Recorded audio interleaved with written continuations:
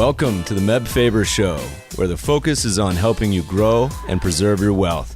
Join us as we discuss the craft of investing and uncover new and profitable ideas, all to help you grow wealthier and wiser. Better investing starts here. Meb Faber is the co-founder and chief investment officer at Cambria Investment Management. Due to industry regulations, he will not discuss any of Cambria's funds on this podcast. All opinions expressed by podcast participants are solely their own opinions and do not reflect the opinion of Cambria Investment Management or its affiliates. For more information, visit CambriaInvestments.com. Welcome, podcast listeners. We've got an awesome show for you today. Our guest is the Executive and Research Director of the Stanford Global Project Center. He has numerous academic industry publications and books to his name, was named by CIO Magazine as one of the most influential people in the institutional investing world. He's also the co-founder of Long Game, saving app designed to make smart financial decisions fun and rewarding, which we'll get to closer to the end. So make sure to stick around. Welcome to the show, Ashby Monk. Hey, thanks for having me. Excited to be here. I assume you're up in NorCal right now. Where in the world are you? I'm sitting at Stanford. Great. For this podcast, sitting in the engineering school at Stanford University. We'll tell you what. So I was an engineer once upon a time, not anymore. You seem like a nice guest, so I figured we'd start really simple, and I'll give you a softball, where in one of your recent tweets this year, can't be that recent, you talked about how we're going to save planet Earth. Like me, you're a tweet stormer, but no, let's talk about this general concept. You talk a lot and spend a lot of time in the real money world. So you talk about the giants. When we say real money, we're talking 100 trillion across the globe. Why don't we start there as a good jumping off point? We can talk about the big dudes first and how they manage their money and what's the status of the real money these days. Yeah, happy to. So obviously, thanks for having me. It's fun to be on. And I really do believe that if we're going to save Earth from all these existential crises that seem to be looming, whether it's climate change or water scarcity or any of the other projects that kind of demand huge amounts of capital, we're going to need this community of asset owner investors, pension funds, sovereign wealth funds, foundations, endowments, and so on. And we're going to need them to do more than just make money. I think for the last 30 years, the job of these funds has been hard. They've had to hit this high expected return target and kind of deliver on the promise of the pension funds, the original plan sponsors that set these up with a promise to pay some future benefit. They've had to deliver on that, and they've had to reduce the cost of that by generating high returns. But they're going to have to do more because they've become the base of our capitalist system. With $100 trillion, as you said, and that number obviously moves and shifts depending on what you add to that. But if you add up all the asset owner investors in the world, it's something around 100 trillion. And we're going to need $3 trillion a year for infrastructure, another $3 trillion a year for climate change. We're going to need inordinate amounts of capital. And the governments are cash strapped and kind of unwilling to tax more and spend more. And the banks are being regulated out of a lot of the infrastructure spaces and creative and innovative markets. And so we're left with the long-term investors that kind of function there at the base and are the source of risk capital flowing out into the private equity funds, the hedge funds, the venture capital funds. Those are the people that my students think of as the base of capitalism, but they're not. They're intermediaries. And so if we're going to fix a lot of these problems, we need to figure out what's going on with these asset allocators. And just as a follow-on, it's also important to note that they may be the base of capitalism, but they also tend to be the bulwark protecting social welfare. So there's this weird marriage here between the left-leaning kind of people who want to reinforce the welfare state and the kind of right-leaning folks that are going to deliver the investment performance to do that. And it all kind of flows through these pension funds and oftentimes can be boiled down to the expected return target we impose on them. And there are huge consequences of that expected return target and the flow of capital globally. You've touched on a few important things that I want to talk about.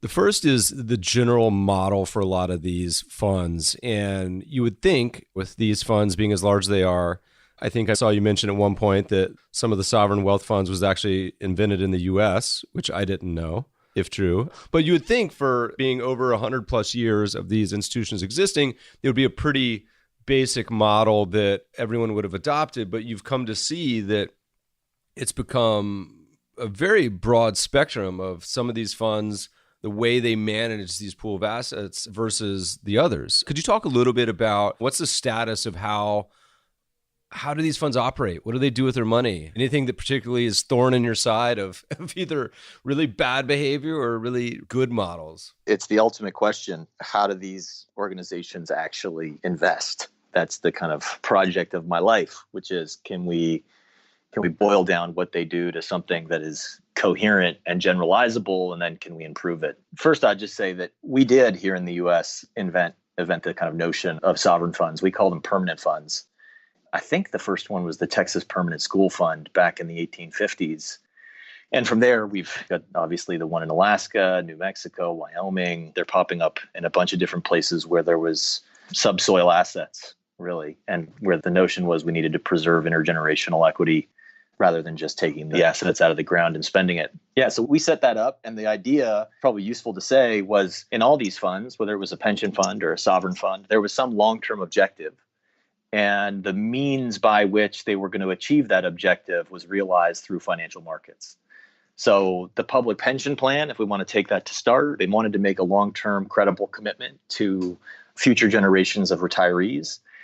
In order to keep the cost of that pension benefit down, they needed to invest more aggressively in financial markets. Obviously, higher returns means lower contributions and or higher benefits. Those are really the only three levers we can pull: contributions, returns, and benefits in terms of pension security. Plan sponsors said, well, I've got a university, I've got a foundation, I've got some objective. And in order to meet that objective, I'm going to rely on global financial markets. So that was the basis. When most of these organizations were set up, they were very simple. We didn't have the complexity that we do today. And so you could have representative boards of directors overseeing the capital. And by representative, I mean people who stood to benefit from the success of the fund. Policemen, firemen, teachers, sheikhs in the Middle East, union workers in Australia, teachers in Ontario, municipal employees, and so on and so forth. These were the people that often sat on these boards and kind of governed how these investment organizations sought to run money, bring money in, run it through the production function. Ideally, on the end of that production function, you've got more money. I mean, that's the fun thing about the investment business. Your input is basically the same as your output. It's money. Obviously, we can talk about risk-adjusted returns and alpha and all these different things. And so when we're trying to understand, are they being successful in their pursuit of these objectives, I think it really helps to kind of boil down that production function to its key inputs. And that is, you take capital and obviously you run it through production function, you have more capital. But what are those inputs? And based on the work we've done here, we've tried to boil it down to three inputs. And that is people, process, and information. So those inputs can be combined internally. So if you're a Canadian pension plan and you have incredibly strong governance thanks to the Crown Corporation model, and you can pay salaries out of the asset base, you'll cultivate your people internally. You'll build an organization that has a global footprint with global offices. You'll use managers less, and you'll pay people internally more than peers around the world. If you're a U.S. endowment, you might combine those people, process, and information differently. You might pull information out of your alumni network. You might seek to identify external people that are incredibly talented. And then you might use a process in order to facilitate maximum alignment with those people that are external. I mean, that's really at the core what I believe the endowment model was about. And sometimes we think of it as alternative assets, but it was really about finding incredibly talented people and pushing them to do things in niche and creative areas, but maximizing the alignment of interest with them. And so that model, that endowment model, was designed to do that. But the key inputs were always the same. It's capital, people, process, and information. Then the question is, well, how do we improve these organizations if we want to improve these organizations? And the question then becomes, and should become always, should we continue to source our people on the market of financial services, or should we cultivate them internally? How do we change our people? How do we change our process? Are we a bureaucratic organization, and so we're stuck relying on external managers? Or can we cut through the bureaucracy and improve our process? Where should we get our information? Should we rely on a custodian, State Street, to deliver the GX process? Should we rely on a fixed income asset manager to deliver Aladdin? Or should we partner with Google or Facebook or any of the other pure tech companies that could deliver information to investors that tend not to? And so what we found is there's 3 environmental enablers that investors use to change their inputs, and they are governance, culture, and technology. So you can change the people through governance. You can set compensation differently. You can empower those people to have much different delegations of authority. That's governance. Technology, we can automate processes. We can get data into the hands of people differently. We can do a bunch of stuff. And in the era of AI and inference, the kind of possibilities are endless. And then culture is what most of the pension funds and sovereign funds have kind of over-indexed on over the last 30 years. They rely on culture to recruit great people. They rely on culture to take a long-term perspective. You're working for the state of California. You're working for Stanford University. You're taking this kind of deeper view of the ecosystem. And that's how they recruit great people. But culture is hard to change. And so that's why a lot of the work that I've been doing has been focused on governance and technology. And we're trying to figure out how we can improve those so that we can improve the production function. Sorry, that was long-winded. No, it's perfect. I mean, you touched on one of the biggest and most difficult questions. We, on this podcast and elsewhere, spend so much time talking about just the investments. How much should you have in X? What should you put in Y? Should you invest in this asset class or strategy? And one of the biggest challenges a lot of these institutions face, and a very simple example would be kind of what's been going on with pretty famous Harvard and Yale. Harvard, and just all of the challenges of having different culture and different people and various interests, whether it's alumni or students or faculty or anyone that's involved in the process, having different levels of understanding, different goals. And Harvard, in many ways, has been kind of a mess for all of these challenges. It's so hard. Talk to us a little bit about, you spend a lot of time talking about this concept of insourcing versus outsourcing the asset management decision at any of these sort of firms or funds, as well as this concept of who do you pay and how much? Yeah, well, the insourcing versus outsourcing question is kind of fundamental to the work that I've been doing. Not because I'm actually endorsing either path. I'm endorsing that the investment community recognize that both paths are viable. So what do I mean by that? Well, I guess what I mean is too often we kind of look at pension funds and we think, oh, they could never do this. Or we look at the Canadians and think that they've managed to build this incredible organizational structure and that is never replicable. It is in the right circumstances. So that's the first point, that with the right circumstances and frankly, the right burning platform to force change on organizations that often struggle to innovate, we can do a whole lot of things. And a lot of my life over the last 5 years has been trying to identify those burning platforms to force innovation, or at least force boards of directors of these plans to ask a very simple question. And that is there another way to generate the returns we need to meet our obligation? Because too often it's like, well, insourcing versus outsourcing. It's actually a question of just, should we do it internally or should we do it externally? And so the first point is like, in order to do that, you need a very rigorous understanding of what it costs to do it externally and what it costs to do it internally. And way too few organizations actually spend the time to do that.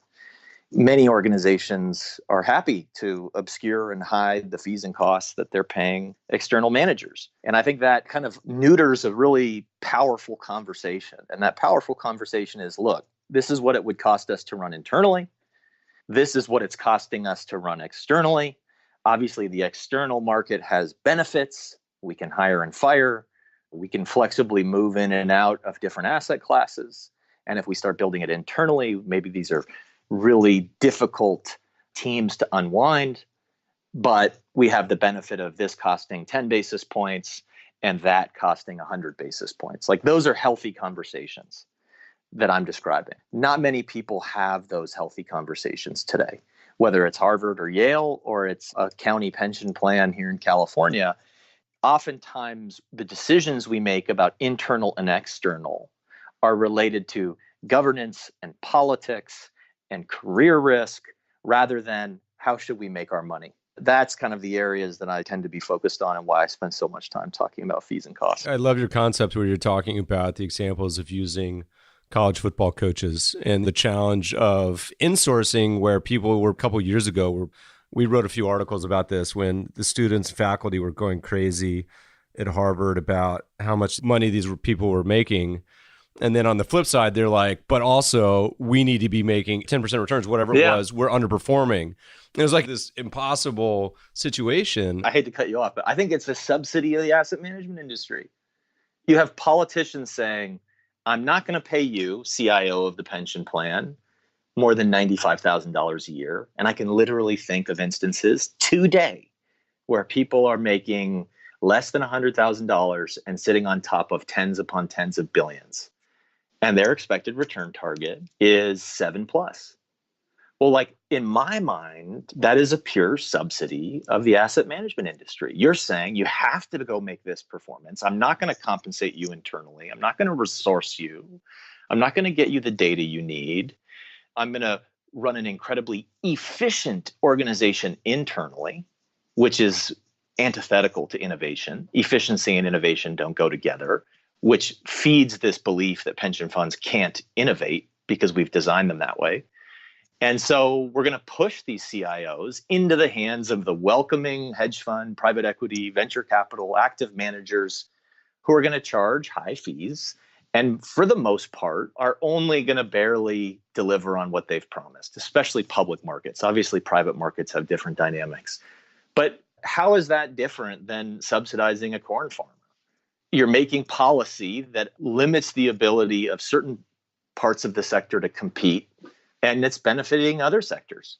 As you look around the landscape, and I was just recalling in my head, by the way, I think Nick Saban makes $8 million a year. As you're looking around the landscape and you spend so much time with these funds, I know you say it's neither here nor there on which model you choose. We've written a couple articles meant to just be kind of provocative called Should Harvard and CalPERS Be Managed by a Robot? Meaning, should they just put all their monies in a bunch of ETFs and be done with it? But as you look around to these institutions around the world, are there any in particular that you see as shining examples of, hey, they've got this right. They've done a really good job of building out the infrastructure and fulfilling their mission? Is there any ones that you think are particularly good examples of that? Yeah, I mean, I think people that are pursuing the highest quality inputs, people, process, and information, independent of the model they're running, whether it's Canadian or endowment, deserve recognition. And I mean, interestingly, like whether it's Stanford or Yale, the kind of Swenson model, I think that they're running a really cool model, which is all about reducing the number of managers, at least here at Stanford, reducing the number of managers you're holding in order to increase the understanding of those managers, in order to increase the alignment of interest with those managers, and maximize the potential to generate outperformance by being willing to double down on managers who happen to be out of favor, but who haven't done anything necessarily that deviates from our expectations of them. And so, like, in that case, I think that notion that the true endowment model is a handful of managers doing really complex things, which only we can understand to the extent that we do. If you've got 300 managers in your endowment fund, you're not really running that kind of core endowment portfolio anymore. You're running something that's different. It's a tilt to alternatives and privates. I think it's not going to come as a shock, but I think the people that are running that kind of pure focus of the endowment fund deserve credit for doing something really interesting. It doesn't scale. It's really hard to scale that once you've crossed 30, 35, 40 billion. Good luck running that kind of a portfolio unless you're willing to seed funds and put them in business, because the great funds just simply don't have capacity. And so then that takes me into, well, who's seeding funds? Who are doing this well? Railpen in the UK, Alaska and Juneau, Wafra in New York, they're seeding. They're looking to put asset managers in business. State of Wisconsin, I don't know where they are on this, but I remember hearing stories about them trying to own some of the factors of production by putting people in business and participating in. And these are highly performing funds that are doing really innovative things. You'd be remiss not to talk about the work of the Canadians. But the Canadian model, in my mind, will fall down if they can't build innovation into the day-to-day functioning of these organizations. So running the Canadian model well is not innovative. It's efficiently running the Canadian model. That's efficiency. What comes after the Canadian model? What happens? To interrupt you, Yeah. can you mention, we actually had Claude Lamoureux on the podcast back from, used to run the Ontario. Teachers. Yeah. Sure. But for those who are listening who don't know what the Canadian model is, quick summary. Yeah, so the Canadian model is really a governance model more than anything, which says we're going to create a crown corporation, which is an arm's length entity from the government. We're going to create nomination procedures for the board of directors that prioritizes knowledge of investing and business acumen. And then we're going to empower those boards of directors to set strategy and resource that strategy in accordance with achieving objectives. I know that all sounds very basic and obvious, but in the pension world, that's astounding. The frequency with which I see organizations doing things that they would not otherwise do, would they have had a freer, more flexible governance framework, is not just daily, hourly. These organizations are fundamentally constrained, which is why I made the provocative statement that we're subsidizing the asset management industry, because you have these governments saying, go make 8%. And oh, by the way, I'm going to pay you 90 grand a year, and you're unionized, and you've got no delegations of authority, and you have to walk your managers back here to the board of directors because I like meeting the managers. It's fun to shake their hands. Like, these are the types of things you see typically. And so when you talk about the Canadian pension industry, and what Claude really led was this notion that we can run pension funds professionally. And the kind of rule of thumb that they were using in those early days, which I think has played out, at least it had when I was last working with some of the funds 5 years ago, was that it's 10x cheaper to run these strategies internally. Infrastructure, real estate, fixed income. You can make lower gross returns and still achieve significantly higher net returns. And that's ultimately the Canadian model. They're compensating their people well. They're empowering them to go and do deals. And from the 90s, 2000s, and to now, they've done really well at it. Now, that doesn't tell me exactly whether or not they're going to be able to pivot into this next era of investing, which I call the technologized era, which will see alternative data, artificial intelligence, Internet of Things, new factors, all these things coming together and really upending the kind of models of investing. If you think back to our people, process, and information, technology is going to fundamentally transform every one of those inputs. And so will they be ready with their kind of people-centric approach to transition from the model that they've built into something that's highly technological? I think that will be the big test in the coming 10 years. So as we look around all these different models and kind of what's the status of these big money institutions, is there any major trends that you see? One that comes to mind certainly is this sort of stampede into private equity in the hopes that it'll be the savior of the 8% return. But is there any trends you see, either positive sort of golf clap in the community, or on the negative side that you see as you just shake your head at and say, oh my God, I cannot believe these people are doing this, or these structures are being built, or this is a really just awful trend I'm seeing? Anything that comes to mind? Oh, man. Let me start with the good, and then we can talk about the bad. But the good news is this like push on fees and costs, which kind of probably began 15 years ago and really kind of has hit full force over the last 5 years, is having an effect. And that effect, I think, is very positive for the community of institutional investors. I think first and foremost, I don't focus on the fee and cost issue because of the simple reason that I'm trying to like hammer the asset management industry and hand the money back to the pension funds. I mean, that's, I guess, part of it. But the focus on fees and costs, which has really become mainstream, is much kind of more complicated than that. The fee and cost issue is important because it is a catalyst for innovation. And I haven't found any other catalyst for innovation as powerful as fees and costs in the context of pension funds, sovereign funds. Endowments are still managing to hide everything, as are most of the foundations. The public pension fund community in particular has been affected by fees and costs because it creates a crisis of legitimacy. And that crisis of legitimacy, once the public has realized how much is being spent on these external service providers, that then creates a fear of death, for lack of a better term. Look, most of the innovation that takes place in the commercial sector is based on fear of exit. unless you have a monopoly or you're 100% convinced you're going to exist for all time, you change, you innovate because you don't want to die. And that's a very powerful motivator. And people in organizations, even politicized organizations, will often at least get on the same page when it comes to doing something innovative to preserve the organization that employs them. Well, now you look at a pension fund and you say, wait, this pension fund will exist for all time. The people there may change, but the pension plan itself will go on. CalSTRS, CalPERS, NICERS, Mass Prim.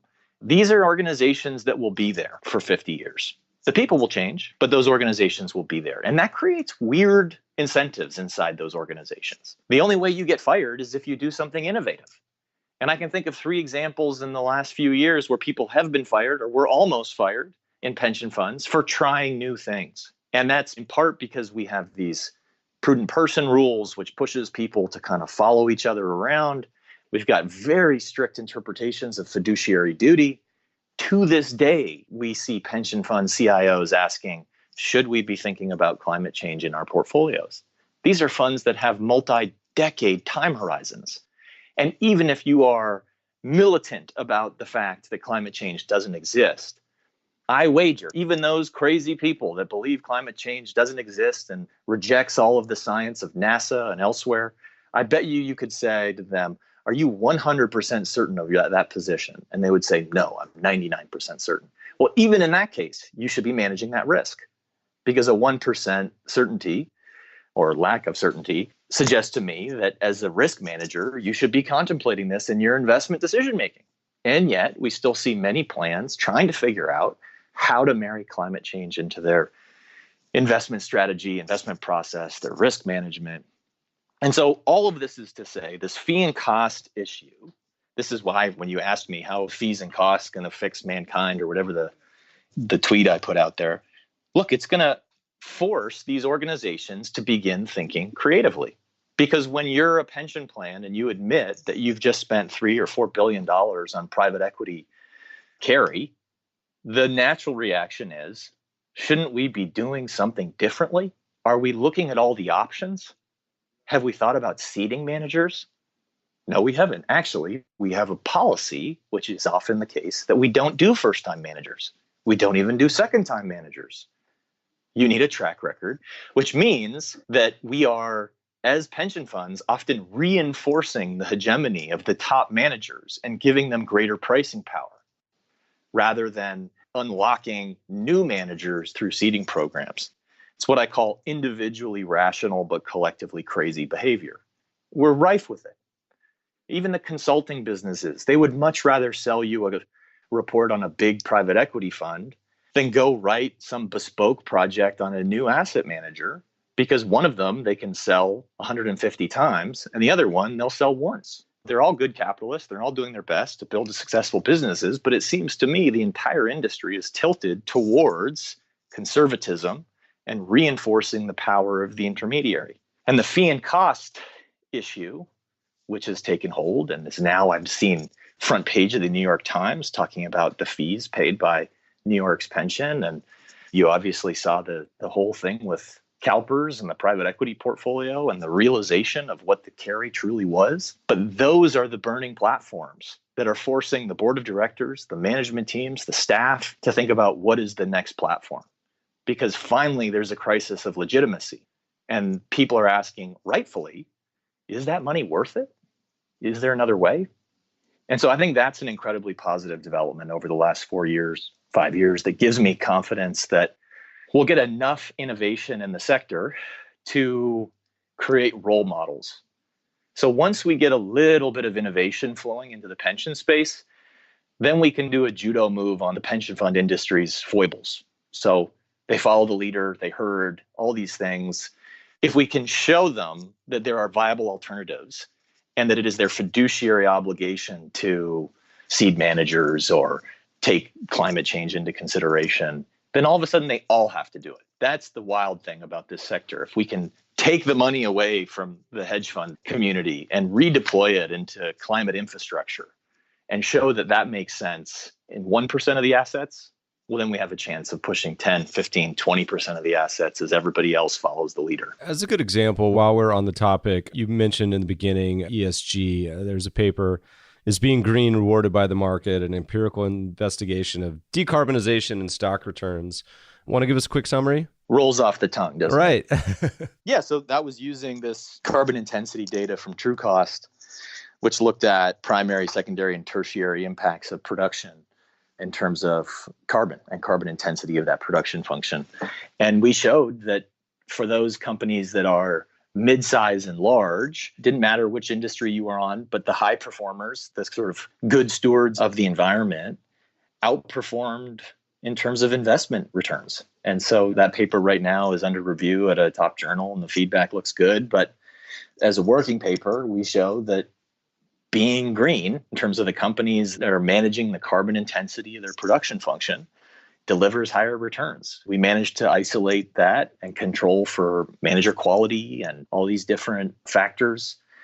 So the hope is with projects like that, that you show the pension community that taking this seriously delivers outperformance. And then again, it's the judo move. We show them not only does climate not take away from returns, which many people even today believe, they think ESG is the stuff of hippies here in California, but rather it's the icy veined capitalist approach to making money. We're trying to use that fiduciary duty to push them to do the right thing. It's funny, just as like an aside, it kind of reminds me that like on that topic of ESG, I don't know if you've experienced this, Meb, but like you go talk to some CIO at a pension plan or sovereign fund and you start talking about ESG and you sense the eyes are glazing, kind of reviewing of the to-dos of the day and that email that's sitting in the inbox that needs to go out. And then maybe you have that conversation with somebody else and you start talking about alternative data. And all of a sudden the eyebrows go up and there's a crispness to the talking and there's a thought that alternative data is a path to outperformance and it's sexy. And then you want to remind everybody that in many cases, it's the exact same data, ESG and alternative. All about the framing of it. It sounds like a good ETF idea. I would see if the ticker symbol MONK is available. Yeah, let's do that together. That's my favorite thing to do is reserve ticker symbols. We got some good ones coming down. Do you really? That's great. Yeah, That's well, great. It's more important. You see this day and age, other than the Vanguard being the giant amoeba that's eating everything on the low fees, you see an interesting development where some of these funds kind of create their own brand. ETF ticker is certainly an important one. So my favorite example was back when Bill Gross launched his bond ETF, eventually became one of the most successful active bond ETFs in existence. It's not the biggest. It had some terrible ticker in the beginning. It was like TRXZ or something. And then magically the ticker BOND came available somehow. Anyway, off topic. So one more topic on pensions and all this sort of big money. We could talk about this for hours, but there's kind of a couple other things I want to talk about. The big topic lately this year, and a lot of this, of course, has to do with many of these unicorns, big, massive 10, $50 billion tech companies coming private that are a little bit older. We had Professor Demodar on to come on and talk about Uber and Lyft and everything else, ride sharing. But this concept of private companies and public equity markets and the way they've existed for decades and the changes, would love to hear your thoughts on that. And then as a part two, or answer it together, I know you've been involved in creation, or sorry, I think you're on the board. I don't know, however you want to say it, involved with the long-term stock exchange. And yeah, so sure. Would love to hear a little bit what that's all about, what's going on there, all those ideas. No, I'm happy to opine on a bunch of those. You know, it's funny that you asked me and I dodged the question, probably because I don't want to step on everybody's toes, but you asked me a question before this, which was like, what grates on you in terms of the trends? And I'll admit the trend toward illiquid asset grates on me. I've literally built a brand in terms of writing 7 books and 80 plus academic papers on like trying to help investors understand how they should do private markets better. And yet this push to private markets grates on me because in part, the reason I'm so focused on this problem is because I realize markets are inefficient when they're private. Information isn't regulated. It's hard to get. And I'm not saying that public markets are perfect, but I am saying that public markets offer a cheaper path for investors to understand the companies they want to invest in them and then deploy capital into them. They come with tons of problems, which I'm sure we're going to talk about in a minute when it comes to the long-term stock exchange and other initiatives. But we've gone, in the 90s to most of the pension plans having single-digit exposures to illiquids, to pension funds coming out and saying they're pursuing 50+% exposure to illiquids. I think it was the China Investment Corporation that said end of last year that they're going for more than 50% of their assets under management into illiquid assets. And I get it. Public markets are painful for companies. Companies are staying private because they are sick and tired of activist investors sending investigators to watch them at their house. And they're sick of not knowing who their shareholders are, which is an astounding reality in many public companies. But staying private and increasing your allocations to private markets is a Band-Aid to a much deeper problem in capital markets. And so, look, I'm a practical person. I sit in an engineering school. We literally have a solution mandate, as academics, we don't have the luxury of just describing the world. We need to take a step beyond that and begin to think about how we solve the problems we uncover in our academic research. And that's both annoying and amazingly empowering. We don't get great kudos for just describing the world, which is annoying because sometimes the description itself is incredibly powerful.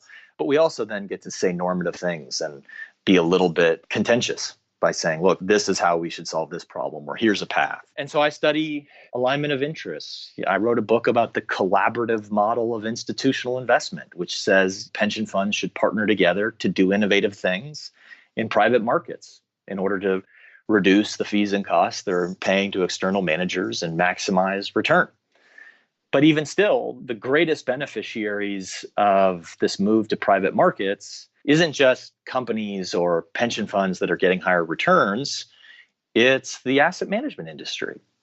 The pain of the public markets is shifted from companies to investors when we go from public to private.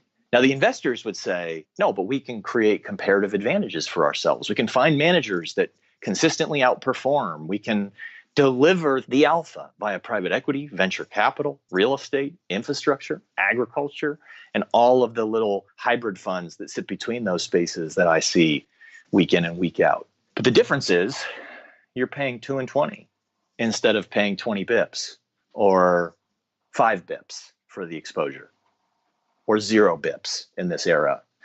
And so I think that really grates on me. And I think in the one part, the work I do has been trying to make the illiquid markets function in a way that works for the asset owner community and the companies, frankly, because many of the companies want long-term capital. And then on the flip side of that, trying to find ways to empower the public markets to reverse that tide of companies staying private longer. You mentioned the podcast, and you guys talked a lot about this in that podcast about Uber and all the big giants staying private. But we went from 8,000-ish companies in public markets to 3,500-ish companies in public markets. Well, the opportunity set is shrinking, and they're going public later, which means that the real value creation is being captured in private markets. And we have to find a way, if we're going to kind of continue to have a capitalist system that delivers for everybody, to make those public markets, which are the most efficient means of deploying capital today, more efficient, more founder-friendly, where entrepreneurs are looking at their kind of path to scale, and they're saying, we don't need dual class. We don't need to stay private. We can go public this way. And it seems to me that until Eric Ries kind of wrote his book, The Lean Startup, and in the last chapter, he talked about the need for an exchange to codify this notion of long-termism and bring investors and entrepreneurs together into a kind of a new compact. We thought that this was ordained, that this short-termism and this path into illiquid markets was inevitable.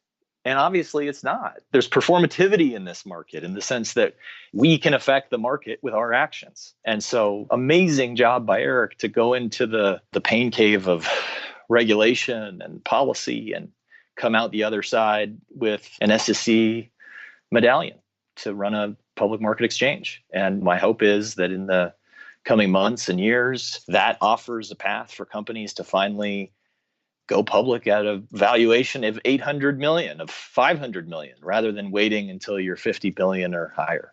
And then share that value with all of the people that have defined contribution funds, all the pension funds that don't want to pay 2 and 20 or are forbidden from paying 2 and 20 to private equity funds because of the governance challenges. The funny thing is, like, we have pushed personal accountability onto all these people. And the defined contribution pension is the pension of the future. The defined benefit pension is the pension of the past. And yet those defined contribution pensions, 99% of the time, more, they don't have access to any of that illiquid, call it product for lack of a better term. They're stuck in those public markets. And so they're missing it. So we got to fix it. Not only is it public markets, half the time it's high fee mutual funds and annuities. But there was some great articles about that in the last week on some of the teacher options. It's depressing. All right. So what's the structure? How does the long-term stock exchange work? What's the difference? Why can't we just use an IC? I think part of it is the founder and the approach to building technology. As I've understood LTSE, and as I told you before, I'm under probably enough NDAs to weigh down a tablecloth on a busy day, on a windy day, I should say. So I got to be careful what I say. But the idea here is it's a software company.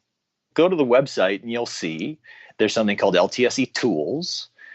And those tools have incredible penetration already into the world of startups. And so the amount of startups that are already today using LTSE tools to manage the cap table, hiring, all these kinds of things are astounding. And there's plans afoot, I believe, to build more tools based on the fact that since I've been involved, I've seen more tools arrive on the website. So one would be able to suggest that there's probably lots more tools in development. And so it's not just a single exchange, it's an ecosystem of companies, of investors. And the role that I've played has been to try to bring this community of long-term investors into this ecosystem, which will benefit them. And it's not always straightforward because there are corporate governance issues that seem to be fervently held by the long-term investor community. But just as when we look at the pension funds, we say, how do we bring innovation to these organizations? I look at it, this exchange, as an opportunity to codify that innovation and get it in place. And it's not going to be perfect for everybody. There's going to have to be, I'm going to give and you're going to take, and then you're going to take and I'm going to give. And here we are going to come up with a new agreement that is going to govern public markets. And we're going to try to be innovative and do what's right to build value for investors and companies. And that's the mission. And so that's a lot of soft, fluffy things in terms of describing what the heck we're going to actually do. But in terms of like getting down to the brass tacks, the medallion now exists. The Form 1 was approved. And there's now the opportunity to begin to submit listing standards to the SEC. And I expect in the coming months and years, those listing standards will be used for companies to go public. And that will create a new dynamic among those companies and the investors that back them. And I think that golden handshake through this platform will lead to higher performance, more sustainable performance. And I'm excited to see it happen. We spend a lot of time on here brainstorming and moaning and talking about kind of trying to find the best structures to align investor goals and actual implementation. We see kind of the bad behavior on all sides, not just individuals, but also institutions. It's often saying they have 5, 10, 20, 50, 100-year time horizon and trading based on weeks and months. And it's hard. It's good to see people working on it, which leads me to your next venture, which you're much more involved with, which I love the idea. So I'm going to preface this by saying that when I was tweeting about it a few years ago, I got a lot of crickets. I think Americans in general are not familiar with this topic. So let's hear a little bit about long game and this whole concept of prize link savings. Yeah, that's awesome. I tweet about it too and get crickets sometimes. So look, you're not alone. The reality is many people's financial lives are painful. Okay. And so the original idea of long game was, can we take this incredibly painful reality for 60 to 70% of Americans and turn it into something that is borderline fun? And I know that's, managing debt and student loans and mortgages and thinking about retirement and rainy day funds and credit cards. Like, how do we turn that into something fun? And I agree. Look, that's incredibly difficult. But the flip side is we don't really have a choice. So we've taken this model at Long Game that we are going to engage millennials and centennials in their financial lives. That's the mission. We're going to get them thinking about their financial lives with the idea that once they're engaged and they have a sense of ownership over this life of theirs that is finance, that they will start to make better decisions, or at the very least begin to learn. Because the literature on financial literacy is pretty clear. It doesn't work unless you have a stake in the game. And oftentimes where it did work, you have to go back and retrain them as time goes by. So we can try all we want to push financial literacy on people. And I'm all for the mission of financial literacy. I just think the way in which we deliver it needs to be done through experience via engagement and fun, rather than traditional reading and teaching and things like that. The other thing is that the behavioral finance people were brilliant in kind of unlocking personal savings for retirement via auto-enrollment mechanisms and the whole notion of nudge, which came from Thaler and others. And that's really powerful. And I think we believe a lot of that. But again, the millennials and centennials, for the most part, don't have access to a workplace pension plan to be nudged into or to be auto-enrolled into. And so there again, we're kind of falling down. And then you could say, well, maybe we could do the Australian model. And what we'll do is we'll just mandate that everybody has to take a certain percentage of their income and drop it into a super style fund. And the super funds will have professional management, and the professional managers will sort of deliver to all these people retirement security when they kind of go to retire.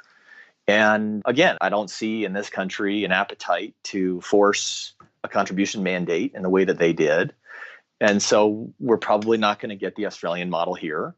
It's really the future in Australia. It's a defined contribution plan with a mandate, and it's managed by a variety of different funds, industry funds for a lot of places, but a bunch of different types of funds. And then the other thing we see in kind of fintech ecosystem is kind of a trust us mentality. So look, we'll run an algorithm in your checking account, and when we see a good moment, we'll move a little bit of money into your savings account. Or every time we swipe a credit card or a debit card, will allow you to invest that money in the stock market. You know, all these things, when you combine them, become powerful. But on their own, they don't quite deliver on solving the challenge. And the challenge is that 63% of Americans don't have $400. Or the one I saw this month was 70% of Americans can't come up with $1,000 in a month. And so that's profoundly scary, not only because people don't have money and we're going to have elderly homeless people, but because we've lost the American dream. There is no American dream without the ability to invest in yourself. And yes, you can say, well, we can go finance that with more and more debt and do this and that, but that's not empowering. That's almost disempowering to a certain extent. The reason people go off and take these jobs at all these kind of high paying, but less kind of civic-minded organizations, because they have student loans. I'm taking this job just for a little while until I pay off my student loans. It's something I hear as an academic all the time. And so with Long Game, we wanted to take that financial experience, make it fun. We started with this notion of prize-linked savings, which you referred to. It's not new. It existed 300 plus years ago, when the Brits were looking to wage war on France. And so they needed to raise money. And so they had prize bonds where they could pay a low interest rate, but give you the potential to win heaps of money. And those have since been kind of called premium bonds. And so here in the US in 2014, there was a piece of legislation that kind of put forward this notion of PLS nationally. And it was the American Savings and Promotion Act. And it was the kind of wind in the sails of the PLS movement. And at Long Game, we sought to become the first mobile application that could deliver prize-linked savings accounts into the pocket of every single American. And the more money you save in Long Game, the more chances we give you to win real prizes, cash prizes. We have a weekly drawing for $1 million. And we insure that prize, which means we're rooting for you to win. So it's a platform that seeks to kind of change the way you think about your finance One other data point, we saw this statistic where the millennials were talking about the things they were most afraid of in their day-to-day lives. And it included things like crime, terrorism, and 63% of the millennials said personal finance. Well, that's unacceptable. How are we going to get these young people to open their app and look at their account statements? How are we going to get them to pay their credit cards on time when they just want to put their head in the sand because it's the single scariest thing they're doing? Well, we need to change that relationship. This can't be the relationship you have with your electricity provider. It can't be a commoditized relationship. It has to be personal. And technology allows us to do that today. We can tailor experiences for people that delight them, not delight everybody.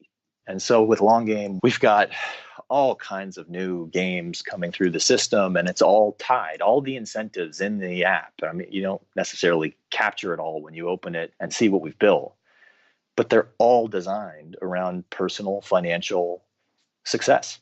So there's a lot you talked about that I think is really fascinating. Listeners, I mean, this concept that Ashby mentioned has actually been a pretty huge concept in the UK and other countries.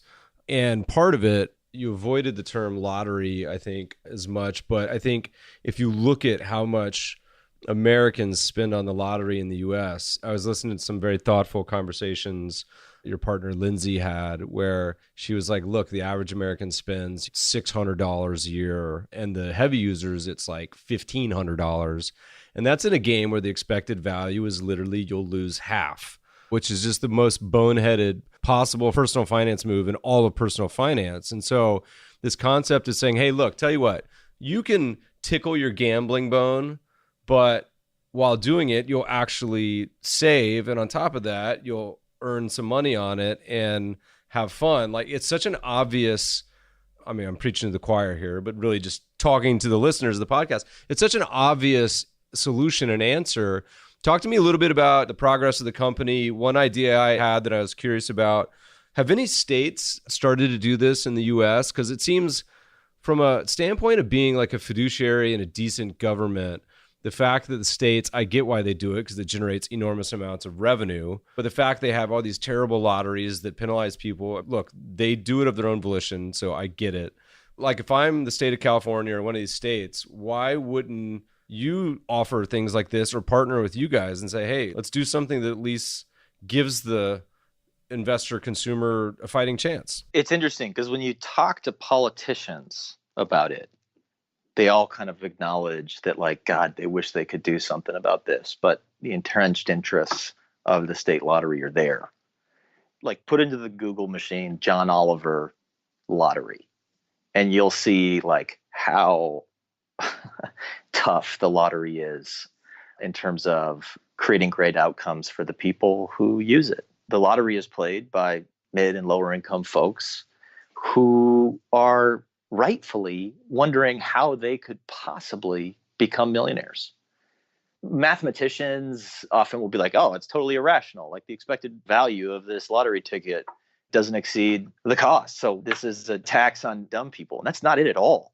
This is not a tax on dumb people. This is a rational decision to pursue one of the few options available to Americans to become millionaires and kind of live that Instagram lifestyle that they see on their phones all the time from all these influencers. If you ask people in those blue collar working class jobs, picture yourself as a millionaire and then say, how did you get there? They're probably not going to say that they saved their way there. They're going to say they won the lottery. And so it's not irrational. But it doesn't also, by saying it's not irrational, doesn't mean I'm saying it's a good thing. It's still often a tax on the people who can least afford to pay it. These are the people swinging for the fences. Stop by your liquor store nearby on a Friday afternoon and see the number of people pouring out of pickup trucks, paying cash for a lottery ticket and a six-pack of beer. And I won't argue with the fact that that was part of the motivation for Lindsay and me. And Lindsay is my co-founder. She's the CEO of Long Game, and she's an incredible badass who kind of had the vision for this and came to me with the vision. And then I basically said I wanted to help her build this company and went on leave from Stanford to do that because I was so compelled with the vision. She kind of spun me. which was, look, we can repurpose that money that's being, dare I say, wasted, although there is entertainment value that's being captured by people in terms of dreaming of what they might have. But we could redirect that capital into personal savings accounts, never touch the principal in those accounts. So 100% of the cost of those, in effect, tickets stays in the account. And we can use the interest and the difficulty that most people have in understanding odds. These are odds-based prizes, and still allow people to scratch their itch and say, look, the more money you save, the more chances you get to win $1 million. Yes, 1 in 200 million plus chances that you're going to win. But if you're playing the Mega Millions, it's 1 in 400 million or something like that. So it's not a lottery, which is why I didn't say lottery. We specifically are trying to preserve the capital so that it isn't lost and that we can help people convert that $600 or $1,500 into anchor investments in their future. I don't know if I answered your question or if I just ranted there. No, you did. I mean, it's interesting. And the concept of being, it seems like it would be just such an obvious choice for people. Talk to us a little bit about kind of where the company is today. You guys do VC funding, you do just bootstrap it, and what's the future look like? Again, not all of this is for like podcast listeners, right? So we VC funded. We've got a great syndicate of investors, and I guess we've been going over 3 years now. The first few months, gosh, call it a half a year, was figuring out if we could even do it legally and finding the path to markets and getting all the legal opinions required. And then it was building the team. And I think we launched our kind of MVP 18 months to 2 years ago. We've had multiple rounds of funding. I don't think I would be annoying my co-founder if I said we've got 6 digits of users. We define our users very conservatively. So we like to think of people who have linked an account and gone through the KYC and AML process, which can be a bit painful. But again, the power of gamification is we can reward people for actually setting the account up. And so we can get you through and on the platform feeling like you have had fun rather than you've just kind of disclosed everything about yourself and now you feel dirty. We really work hard at making people feel like we are trustworthy, legitimate, and fun, and that we understand them. And so the company's going great. I think we've got 20 plus employees now, and really are in the next, I'd call it 6 months to a year, we'll be kind of spinning up a whole series of savings products, financial products that are going to kind of, again, empower people to kind of live their best lives and take charge of their financial futures. I love it. Well, good. Keep me in the loop next funding round you guys go through. Definitely love the idea. A couple more questions, and these are quicker just to kind of wind things down. As you've mentioned, you're putting out a ton of content. Quickest question, of the 80 odd papers that I was trying to wade through on SSRN, do you have a favorite? I think the one, sadly, there's one that's I love that's no longer on there because the journal it was published in told us some of these journals don't let you have 2 locations for the paper, but it was alternative data and the power and rise of alternative data and how it's going to help long-term investors. And really was a roadmap for how long-term investors should think about using alternative data. So definitely not about alpha generation or trade ideas, and much more about risk management, internal operational alpha, things like that, where alternative data can be really powerful. And I think it is still free to download. You just have to go to the Journal of Financial Data Science, which is where it sits. So that's one that I'm pretty proud of. And that was with Dr. Dane Rook and Marcel Prins, who's the chief operating officer at APG. And then the one that I think has probably had the most effect or impact, in 2012, I wrote a paper with Gordon Clark, which is still on there. It was called, I think, Principles and Policies for Internal Asset Management. And it goes to that issue that we talked about at the beginning of the show here around internal versus external.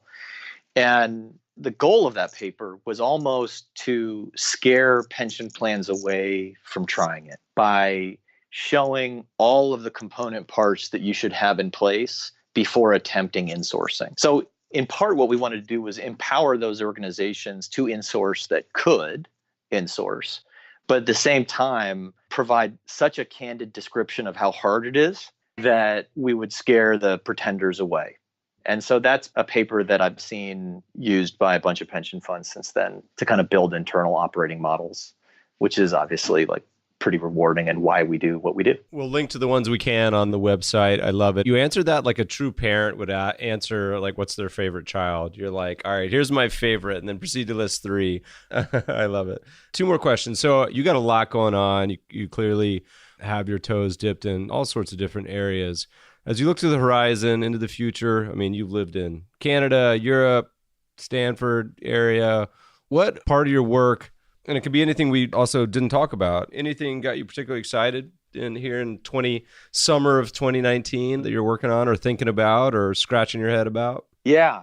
I mean, I think the exciting moment that's coming to my world of finance. And so like everything I do, the reason I can do all the things that I do is it kind of circulates around a common theme, and that is making financial services work for common people. Sometimes those common people are represented by public pension plans, and sometimes those common people are just people who need financial advice and products, and they need them to be delivered at low cost and to help them achieve success. So the thing that has kind of got me most excited is kind of inevitability that many of the pension funds and sovereign funds have around technological change. So if you recall my model at the very beginning where I was like, you've got people, process, and information, and then the only way you change those inputs for investing is governance, culture, and technology. Culture is very slow to change. Governance is almost impossible to change. I've left my imprint on a number of brick walls over the years trying to change pension fund governance.